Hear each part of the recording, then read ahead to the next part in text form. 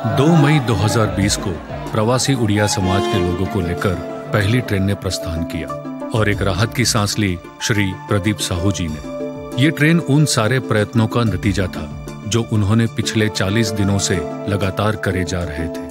किसने सोचा था जब माननीय प्रधानमंत्री ने 22 मार्च को जनता कर्फ्यू का ऐलान किया था कि आने वाले दिनों में कैसी कैसी परिस्थितियों का निर्माण होने जा रहा है, खास करके सूरत जैसे औद्योगिक शहर में रहने वाले पर प्रांतीय लोगों के जीवन में। हम बात कर रहे हैं उन उड़िया भाई बहनों की जो अपने परिवार के साथ या उनको छोड़ के आज सूरत शहर में अपनी रोजी रोटी के लिए रह रहे हैं।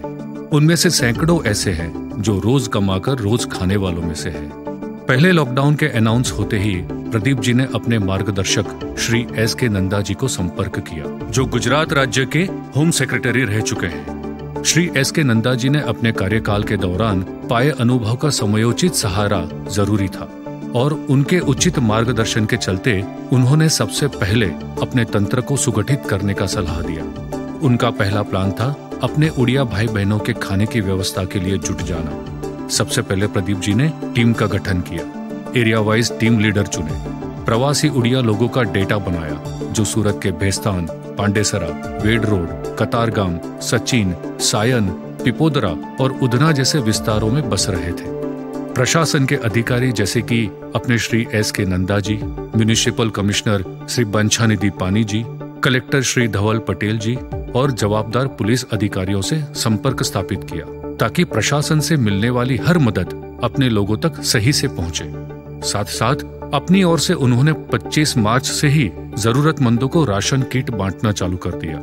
जो खाना नहीं बना सकते थे उन्हें खाना पहुंचाने की व्यवस्था की गई।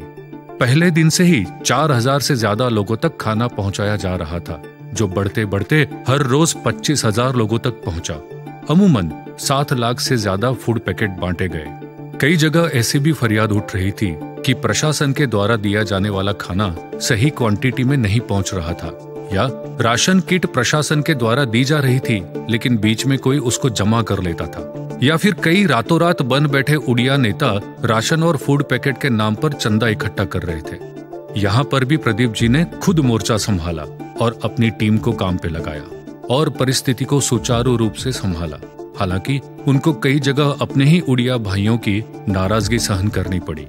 जैसे जैसे लॉकडाउन के दिन बढ़ाते जा रहे थे, नई और विकट परिस्थितियों का निर्माण हो रहा था। सूरत के एक डायमंड नगर इलाके में अपने मालिकों से कई मिन्नतें करने के बाद भी जब उड़िया कारीगरों को अपना हिसाबी पैसा नहीं मिला, उनका धैर्य खुटा और वो रास्ते पे आ गए।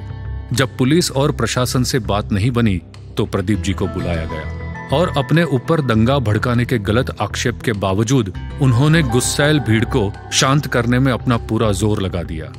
लोगों का धैर्य खुटता जा रहा था और साथ में कोरोना का खौफ बढ़ता जा रहा था। लोग कैसे भी करके अपने राज्य, अपने घर वापस जाना चाहते थे। इस तरफ गवर्नमेंट की ओर से अंतरराज्य प्रवास को परमिट देने और स्पेशल ट्रेन दौड़ाने की गतिविधि की गई। यह स्थिति देखकर प्रदीप जी ने लोगों को संपर्क करना और उनका नामांकन भरवाना शुरू करा। जो बस में एक टिकट 3,500 की लोग बेच रहे थे, प्रदीप जी ने 2,600 में करवा के सबका पैसा बचाया। यहाँ पे उनको अपने उड़िया वासियों का सामना हुआ जो ऐसे मौके में भी ज्यादा पैसा कमाना चाहते थे, मौके का फायदा उठाना चाहते थे। तकरीबन 2800 लोग बसों से अपने घर गए। कई लोग ऐसे भी पकड़े गए जो ट्रेन टिकट का ब्लैक कर रहे थे, तो हमने डायरेक्ट टिकट की जगह सभी प्रवासियों को टोकन जारी किया गया। यहाँ पे सबसे ज्यादा दिक्कतें आई। कई अपने ही उड़िया लोग गलत काम करने में जुट गए थे।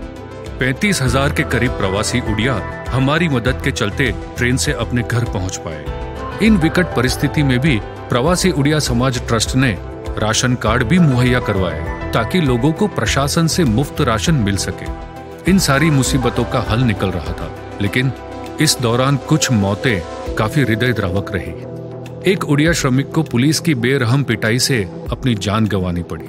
ये एक बहुत बड़ा सामाजिक नुकसान था।